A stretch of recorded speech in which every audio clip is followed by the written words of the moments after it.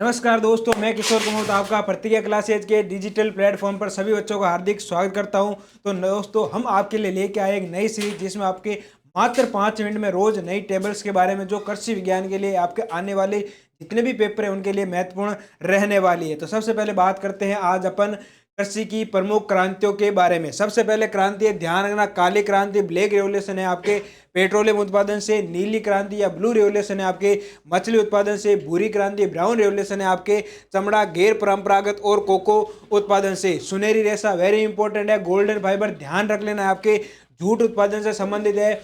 और आपके जो रजत रेशा यानी सिल्वर फाइबर है वो आपके कपास उत्पादन से संबंधित है।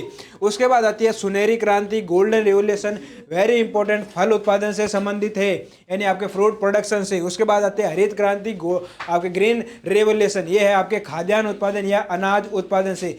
ध्यान रखना, विश्व में जनक है डॉक्टर नॉर्मन ई बोरलॉग और अपने भारत के अंदर कौन है, डॉक्टर एम एस स्वामीनाथन। और ध्यान रखना, पिछले दिनों ही आपके डॉक्टर एम एस स्वामीनाथन को भारत रत्न से नवाजा गया है। ठीक है। उसके बाद आती है धूसर क्रांति, वो है आपके उर्वरक उत्पादन से।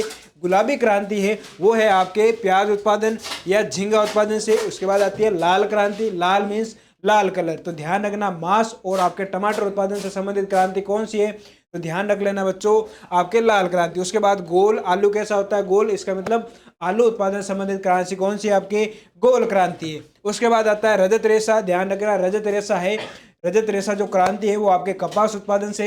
और सुनहरी रेशा क्रांति है वो आपके जूट उत्पादन से।